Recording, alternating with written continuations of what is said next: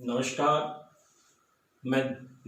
मैं दिनेश बोजक पहल क्लासेस सरदार सर से आपा पढ़ रहा भारत को इतिहास। और भारत के इतिहास में आपा पढ़ी सिंधु घाटी सभ्यता। और सिंधु घाटी सभ्यता में आपा पढ़ो कि सिंधु घाटी सभ्यता की खोज कौन करी, कद करी, सिंधु घाटी सभ्यता को विस्तार किसा किसा राज्य में है और इस सिंधु घाटी सभ्यता ने और के नाम हो जाना। आज चर्चा करा आपा इस सिंधु घाटी सभ्यता की विशेषता। तो सिंधु घाटी सभ्यता की विशेषता की जो चर्चा करा तो सब पहले सिंधु घाटी सभ्यता का जिका लोग हा बंग व्यवसाय के हो। तो सिंधु घाटी सभ्यता का लोगा को जो मुख्य व्यवसाय वो कृषि हो के हो, कृषि हो। मुख्य व्यवसाय कृषि और कृषि संबंधित जो व्यापार हुए वो अंग मुख्य व्यवसाय हो। इनके अलावा इस सिंधु घाटी सभ्यता की किसी सभ्यता ही तो सिंधु घाटी सभ्यता एक नगरीय सभ्यता है। कैसी सभ्यता थी ये नगरीय सभ्यता थी। हमें कैसे पता चला कि ये नगरीय सभ्यता थी? तो यहाँ स्रोत मिले हमें पक्की ईंटों के। तो पक्की ईंटों के आधार पर हम कह सकते हैं ये लोग पक्की ईंटों का प्रयोग करते थे। उस आधार पर हम कह सकते हैं कि ये जो सभ्यता थी वो कैसी सभ्यता थी? नगरीय सभ्यता थी। अब बात करते हैं इनकी जो नगर व्यवस्था थी, इनके जो घर थे, ये घर और इनके जो नगर थे, इन्होंने अपने घरों को और नगरों के विन्यास के लिए एक ग्रिड पद्धति अपनाई थी। ग्रिड पद्धति यानी जाल पैटर्न अपनाया था। इन्होंने ग्रिड पैटर्न अपनाया था, जाल पद्धति अपनाई थी। तो नगरों और शहरों का, नगरों और घरों का विन्यास के लिए इन्होंने ग्रिड पैटर्न अपनाया था। ये कपास का जो पैदावार होती है, कपास को पैदा करने का श्रेय अगर किसी को दिया जाता है तो सिंधु घाटी सभ्यता के लोगों को दिया जाता है। कपास वही है जिसे यूनानी लोग सीडन के नाम से पुकारते हैं, सीडन कहते थे कपास। तो कपास का जो पैदावार है, कपास का उत्पादन है, उसका श्रेय किसे दिया जाता है? सिंधु घाटी सभ्यता के लोगों को दिया जाता है। सिंधु घाटी सभ्यता के जो लोग थे इन्होंने हल का प्रयोग किया था, यानी खेती के अंदर हल का प्रयोग हमारे भारत में सिंधु घाटी सभ्यता के अंदर दृष्टिगोचर होता है। हमें दिखाई देता है कि इन्होंने, सिंधु घाटी के जो लोग थे, इन्होंने किस चीज का प्रयोग किया था? हल का प्रयोग किया था। इनकी विशेषता ये, इनके प्रमुख देवता भी थे, पशुपति जो थे इनके प्रमुख देवता, और मातृ देवी इनकी प्रमुख देवी थी। सिंधु घाटी सभ्यता, यहां प्रश्न बनता है कि सिंधु घाटी सभ्यता का प्रमुख देवता कौन था? तो सिंधु घाटी सभ्यता का प्रमुख देवता था पशुपति। और प्रमुख देवी कौन सी थी? तो उसका नाम है मातृ देवी। सिंधु घाटी सभ्यता की प्रमुख देवी थी। और कुबड़ वाला जो सांड है, कुबड़ वाला जो सांड है वो उनका प्रमुख पशु था। इसके अलावा पशु और भी पशुओं से परिचित है, जैसे बैल से परिचित है, ऊंट से परिचित है, बकरी से परिचित है, भेड़ से भी परिचित है, हाथी से भी परिचित है। लेकिन प्रमुख पशु जो था वो सांड था। लेकिन ध्यान रखना, सिंधु घाटी सभ्यता के लोग जिससे परिचित नहीं थे वह था घोड़ा। यह प्रश्न आया हुआ भी है कई बार परीक्षाओं में कि सिंधु घाटी सभ्यता के लोग कौन से पशु से परिचित नहीं थे? तो ध्यान रखना, घोड़ा जो है, इस घोड़े से सिंधु घाटी सभ्यता के लोग परिचित नहीं थे। इसके अलावा ये लोहा जो धातु है, उस लोहे धातु से भी परिचित नहीं थे। इन्होंने जो धातु का प्रयोग किया था, या मानव ने सबसे पहले जिस धातु का प्रयोग किया था वो था तांबा। ये तांबा धातु सबसे पहले उपयोग में लाया गया था। सबसे उपयोगी धातु उस समय जो था वह तांबा ही था। और उन्होंने अपनी जो पहली फसल बोई थी वो पहली फसल जौ थी।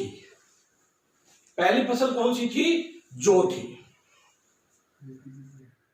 तो सिंधु घाटी सभ्यता का लोग जी कहा वे आंतरिक और बाह्य दोनों तरीका को व्यापार करता। आंतरिक और बाह्य दोनों तरीके को व्यापार सिंधु घाटी सभ्यता का लोग करता।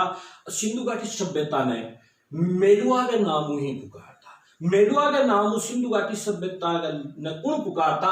बेहा बहरीन और मेसोपोटामिया का जिका लोग हा, वे बहरीन और मेसोपोटामिया का लोग के कहता सिंधु घाटी सभ्यता ने मेलुहा।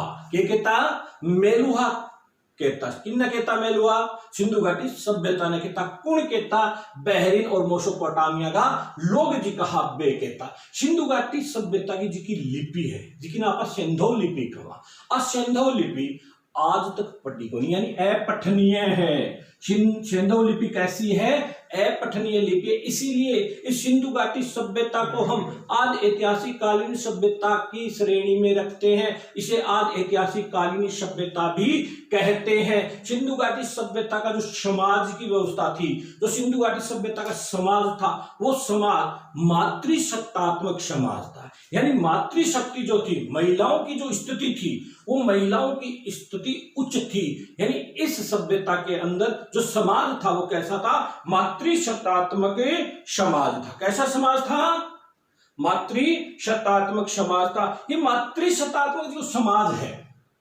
कैसे पता चला हमें क्योंकि यहां पर जो उत्खनन हुआ उस उत्खनन में मातृशक्ति की मृण मूर्तियां जो प्राप्त हुई है उस आधार पर हम ये कह सकते हैं कि ये जो सिंधु घाटी सभ्यता का जो समाज था वो कैसा था मातृसत्तात्मक समाज। R37 का कब्रिस्तान मिले हैं। R37 कब्रिस्तान के अलावा शवों को जलाने के प्रमाण भी हमें यहां से प्राप्त हुए तो इससे ये प्रमाणित होता है कि सिंधु घाटी सभ्यता में जो अंतिम संस्कार की क्रिया थी वो दोनों तरह की थी। शवों को वो जलाते भी थे और शवों को वो दफनाते भी थे। तो सिंधु घाटी सभ्यता का लोग दफनाता भी है और शवा ने जलाता भी है। सिंधु घाटी सभ्यता का प्रमुख जो स्थल है वो मोहनजोदड़ो है। मोहनजोदड़ो जिसका नाम मृतकों का टिल्ला या मुर्दों का टिल्ला कहा है। मोहनजोदड़ो जिसका नखलिस्तान भी कहा सिंधु घाटी सभ्यता को। सिंधु घाटी सभ्यता का नखलिस्तान किसे कहा जाता है तो मोहनजोदड़ो को कहा जाता है। सिंध का बाग किसे कहा जाता है तो ध्यान रखना मोहनजोदड़ो को कहा जाता है। मोहनजोदड़ो नखलिस्तान सिंध का बाग मुर्दों का टिल्ला मृतकों का टिल्ला के नाम से जाना जाता है क्योंकि मोहनजोदड़ो का अर्थ होता है मृतकों का टिल्ला। अब ये जो मोहनजोदड़ो है इस मोहनजोदड़ो में एक स्नानागार मिला है। उस स्नानागार 150 गुणा 75 फीट लंबा है। तो 150 गुणा 75 फीट लंबी इमारत सबसे बड़ी इमारत मोहनजोदड़ो में ही प्राप्त हुई है। और आजादी के बाद सिंधु घाटी सभ्यता के स्थलों की खोज की गई थी। उस समय गुजरात जो राज्य है इस गुजरात राज्य में सबसे ज्यादा सिंधु घाटी सभ्यता के स्थल हमें पाए गए हैं।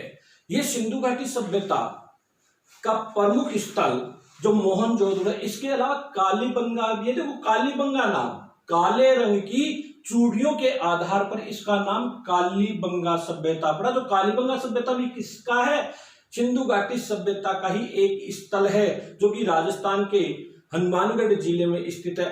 अब चर्चा हम करेंगे सिंधु घाटी सभ्यता के प्रमुख स्थलों की। वो स्थल कहाँ है उन स्थलों की खोज किसके द्वारा की गई थी उन स्थलों को कब खोजा गया था और वहां से प्राप्त प्रमुख सामग्री। देखो प्रश्न जो उठते हैं वो प्रश्न इन स्थलों से ही उठते हैं सबसे ज्यादा परीक्षा के अंदर।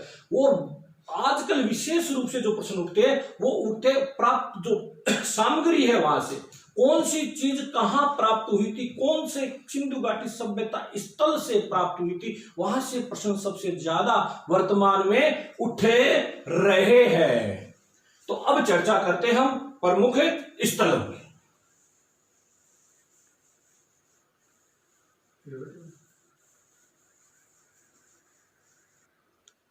अब आप चर्चा करा प्रमुख स्थलों में किंग है सिंधु घाटी सभ्यता। तो सिंधु घाटी सभ्यता को प्रमुख स्थलों में पहली पोत आप चर्चा करा हड़प्पा किंग करा हड़प्पा। हड़प्पा जो स्थल है वो पहले प्रश्न बने कि वो है कट्ठे यानी हड़प्पा जो स्थल है हड़प्पा की खुदाई की गई, हड़प्पा नामक स्थान पर सिंधु घाटी सभ्यता की खुदाई की गई थी। वह हड़प्पा कहाँ है? तो ये हड़प्पा वर्तमान के पाकिस्तान में है। मोट मोगरी नामक जो स्थान है, कौन सा? मोट मोगरी। मोट मोगरी, ये मोट मोगरी कहाँ है? पाकिस्तान के अंदर है। वर्तमान के पाकिस्तान में ये मोट मोगरी है। और मोट मोगरी नामक जो जिला है, जो स्थान है, वहां पर हड़प्पा नामक स्थान है। वहां पर ये सिंधु घाटी सभ्यता का स्थल है, जिसकी खुदाई कब की गई थी? तो सीधा सा उत्तर है 1921 में की गई थी। कब की गई थी? 1921 में की गई थी। अब आता है कि किसके द्वारा की गई थी? तो दयाराम साहनी। किसके द्वारा? दयाराम साहनी के द्वारा इस स्थल की खुदाई की गई थी। सिंधु घाटी सभ्यता का हड़प्पा नामक स्थान कहां है? मोट मोगरी, पाकिस्तान में। इसकी खुदाई कब की गई? 1921 में की गई थी। किसके द्वारा की गई थी? तो दयाराम साहनी के द्वारा की गई थी। अब बात आती है कि ये हड़प्पा कौन सी नदी के तट पर स्थित है? तो मैंने आपको कहा था सिंधु और उसकी सहायक नदियों पर विकसित स्थल सिंधु घाटी सभ्यता के अंतर्गत आते हैं। तो सिंधु की सहायक नदी है रावी नदी। कौन सी नदी? रावी नदी। इस रावी नदी के तट पर हड़प्पा है। कौन सी नदी के तट पर है? रावी नदी के तट पर हड़प्पा है। तो देखो, एक छोटा सा सूत्र बनता है इसका। हड़प्पा कौन सी नदी पर? रावी नदी पर। तो हड़प्पा कहां, कौन सी नदी पर है? रावी नदी पर है। तो हड़प्पा कहां है? पाकिस्तान में। 1921, दयाराम साहनी, कौन सी नदी? रावी नदी। अब बात आती यहां पर क्या चीज मिली थी? सबसे महत्वपूर्ण प्रश्न बनते हैं यहीं से। मुख्य सामग्री जो है वो मुख्य, जो मैंने अभी आपको बताया था R37 कब्रिस्तान, बताया था ना अभी पीछे। R37 कब्रिस्तान कहां मिले थे? हड़प्पा में मिले थे। R37 कब्रिस्तान के अलावा 6 छोटे अन्नागार। कितने? 6 छोटे अन्नागार कहां प्राप्त हुए? तो 6 छोटे अन्नागार हड़प्पा नामक स्थान पर प्राप्त हुए हैं। इसके अलावा तांबे की इक्का गाड़ी। किसकी? तांबे की इक्का गाड़ी कहां प्राप्त हुई है? तो तांबे की इक्का गाड़ी प्राप्त हुई है हड़प्पा नामक स्थान पर। कहां प्राप्त हुई है? हड़प्पा नामक स्थान। इसके अलावा यहां पर तांबे गलाने की जो भट्टियां हैं, तांबे को गलाने की जो भट्टियां हैं, वो तांबे गलाने की भट्टियों के अवशेष भी कहां प्राप्त हुए हैं? हड़प्पा नामक स्थान पर हुए। यहां पर इसके अलावा गेहूं और जौ के दाने जो है, किसके? गेहूं और जौ के दाने भी हमें प्राप्त हुए। तो देखो, ये चीजें महत्वपूर्ण चीजें। R37 कब्रिस्तान, तांबे की इक्का गाड़ी, 6 अन्नागार के अलावा गेहूं और जौ जो है उसके दाने के अलावा तांबा गलाने की जो भट्टियां होती है वह प्रमुख है। इसके अलावा बहुत सी अन्य चीजें मिली है यहाँ पर, लेकिन महत्वपूर्ण चीजें जो है ये यहाँ पर मिली है। कहां पर? हड़प्पा नामक स्थान पर। क्लियर है? जी सर। दूसरे स्थल की चर्चा करते हैं। दूसरा स्थल है जिसको हम कहते हैं मोहनजोदड़ो। कौन सा? मोहनजोदड़ो।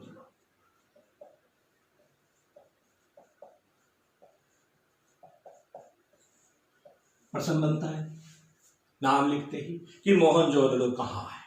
तो मोहनजोदड़ो भी भारत में नहीं है वर्तमान के। लरकाना नामक, लरकाना पाकिस्तान के अंदर है। लरकाना पाकिस्तान। मोहनजोदड़ो स्थल कहां है? लरकाना पाकिस्तान में। दूसरा क्वेश्चन बनता है कि ये मोहनजोदड़ो है, इस मोहनजोदड़ो की खुदाई किसके नेतृत्व में की गई थी? मोहनजोदड़ो स्थल की खुदाई किसके नेतृत्व में की गई? तो राखलदास बनर्जी जो है, कौन? राखलदास बनर्जी। राखलदास बनर्जी के नेतृत्व में लरकाना पाकिस्तान के मोहनजोदड़ो नामक स्थान पर सिंधु घाटी सभ्यता के स्थल की खुदाई की गई थी। अब बात आती है कि खुदाई कब की गई थी? तो देखो 1921 में हड़प्पा की गई थी और 1922 के अंदर मोहनजोदड़ो की गई थी। कब की गई थी? 1922 के अंदर। यहां पर क्या मिला? मैंने बताया था आपको कि सिंधु घाटी सभ्यता की सबसे बड़ी इमारत जो शनानागार है वो मोहनजोदड़ो में मिला। तो सीधा सा यहाँ एक तो आ गया अपना जो विशाल शनानागार है, वो शनानागार कहाँ मिला था? मोहनजोदड़ो में मिला था। इसके अलावा देखो हमने हड़प्पा के अंदर 6 छोटे अनागार पड़े थे, यहां पर विशाल अनागार मिले थे, बड़े अनागार मिले थे। हड़प्पा में तो छोटे अनागार मिले थे और मोहनजोदड़ो में बड़े यानी विशाल अनागार प्राप्त हुए थे। और यहां पर कांस्य की नर्तकी की एक मूर्ति मिली थी। कौन से धातु की? कांस्य की। किसकी मूर्ति? नर्तकी की मूर्ति मिली थी, यानी नृत्य करती हुई स्त्री की मूर्ति जो कौन से धातु की बनी हुई थी? कांस्य धातु की बनी हुई। कहां से प्राप्त हुई थी? मोहनजोदड़ो से प्राप्त हुई थी। इसके अलावा यहां पर पशुपति की एक मुहर मिली थी। पशुपति यानी शिव, साधु बाबा पशुपति की एक मूर्ति मिली थी, सॉरी मुहर मिली थी। किसकी मिली थी? पशुपति की मुहर। ये प्रमुख चीजें कहां से प्राप्त हुई थी? मोहनजोदड़ो से प्राप्त हुई थी। पशुपति यानी योगी बाबा कह सकते हैं हम। योगी जो होते हैं जटा वगैरह बांधी हुई बाबा जी की तरह एक मूर्ति मिली जिसे पशुपति या योगी की मूर्ति कहते हैं। ये मुहर कहते हैं। ये मुहर यहां से प्राप्त हुई थी। ये प्रमुख चीजें मोहनजोदड़ो से हमें मिली थी। अब चर्चा करते हैं हम कल की क्लास में इन 2 स्थलों के अलावा और कौन कौन से प्रमुख स्थल है सिंधु घाटी सभ्यता के। अगर आपको वीडियो पसंद आया है तो लाइक करें, कमेंट करें, शेयर करें, सब्सक्राइब करें, घंटी का बटन दबाएं। धन्यवाद।